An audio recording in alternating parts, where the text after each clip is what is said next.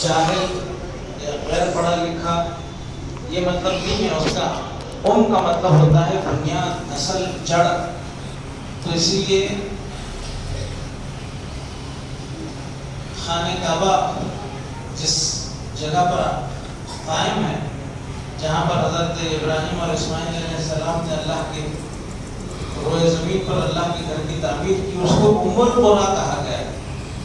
اگر وہ معاملہ کے معنی جاہل کے یا کسی اس کے ہوتے، غیر عالم کے ہوتے، تو پھر وہاں کیوں استعمال ہوتا کا لفظ؟ کا مطلب ہوتا ہے بنیاد ہے، ام القریٰ، امی نبی. تو اس طرح جو ہے قرآن کریم کو بھی الکتاب کہا گیا. تو یہ اس میں کے معنی یہ نہیں.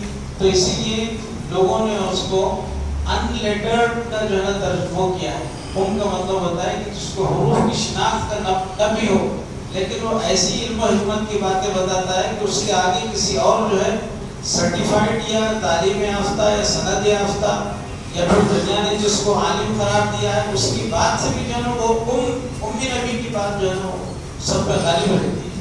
بہرحال اس پر تفصیلات ہیں. اور پھر خواجہ صاحب جیسے ان کی عملی زندگی اس بات کا ثبوت ہے کہ اللہ نے جو ہے نا ان کو سینہ کھولا، خانقاہ سے تعارف ہونے کے بعد حضرت اللہ کی خدمت میں اپنی صلاحیتیں لگایا اور صلاحیتوں کا اضافہ کیا. اور وہ اضافہ کیسا ہوا؟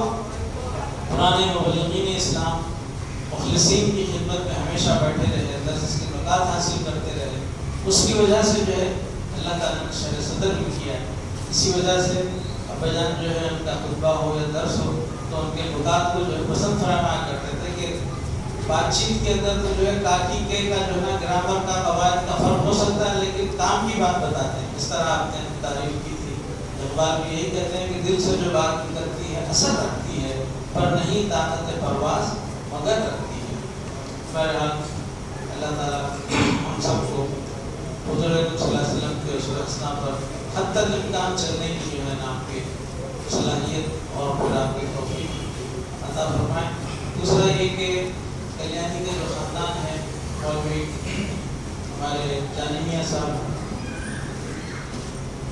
زمانے سے جو ہے یہاں انجمن میں آ گئے اپنے بھائیوں کے ساتھ، اپنے پورے خاندان کے ساتھ. اور ان بھائیوں میں جو ہے نا پاشو بھائی نام کے تھے جانی میاں صاحب جنرل کے بعد والے، وہ جو ہے مزار شریف کے پاس ہمیشہ پاکی صفائی، جھاڑو جھٹکا یہ سب کا خیال کرتے تھے.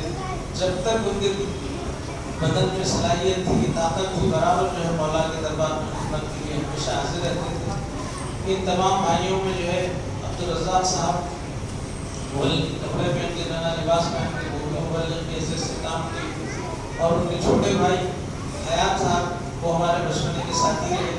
ان کے ساتھ بھی ہم جو ہے زمانے تک جو ہے یہاں کے محلے کی گلیوں میں، وجے نگر کے میدانوں میں وہاں کھیل کود میں شریک رہتے تھے.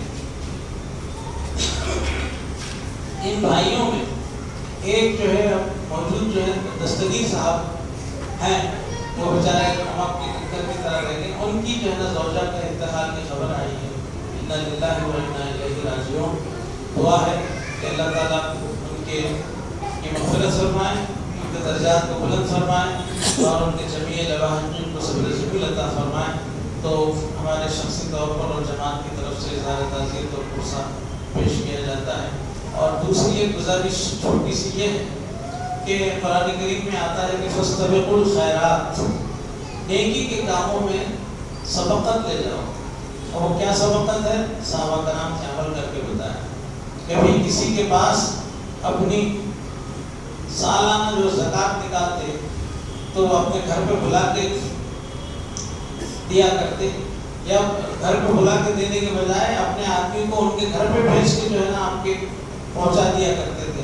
لیکن آج کل لوگ جو ہے اپنے گھروں کے سامنے لائن لگا کے جو ہے نا زکوٰۃ تقسیم کرتے ہیں تاکہ معلوم ہو کہ فلانا سہوکار فلانا جو ہے نا آپ کے گرباری فلانا شخص نے اتنی زکوٰۃ تقسیم کرتا ہے. تو اس طرح جو ہے یہاں پر جب محلے میں ماہانہ چندے کے لیے موزن صاحب ضعیف العمری میں جب شلابپور چلے گئے ہیں صابر پٹیل صاحب، تو وہ پھر کے جمع کرتے تھے.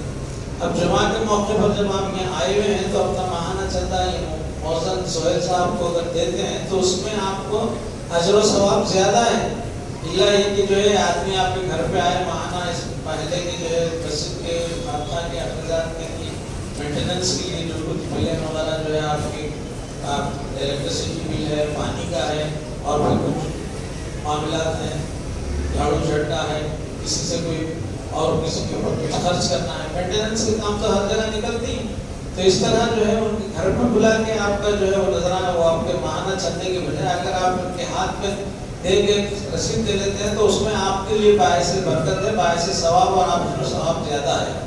اس طرف توجہ دلانا چاہتا ہوں، اس کا خیال رکھیے. وآخر الدعوانا الحمدللہ رب العالمین. السلام علیکم.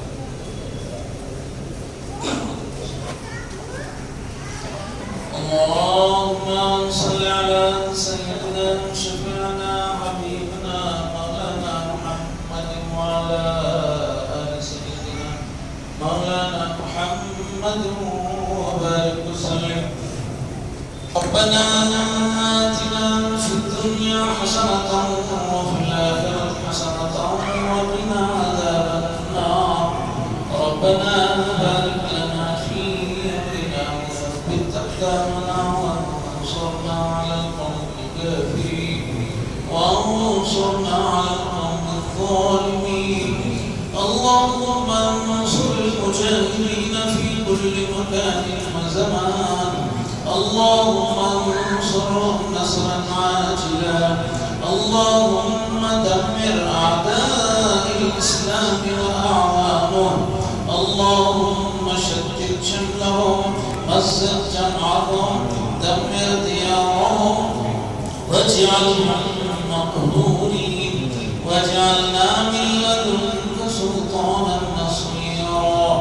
إن الله وملائكته يصلون على النبي يا أيها الذين آمنوا صلوا عليه وسلموا تسليما. اللهم صل على سيدنا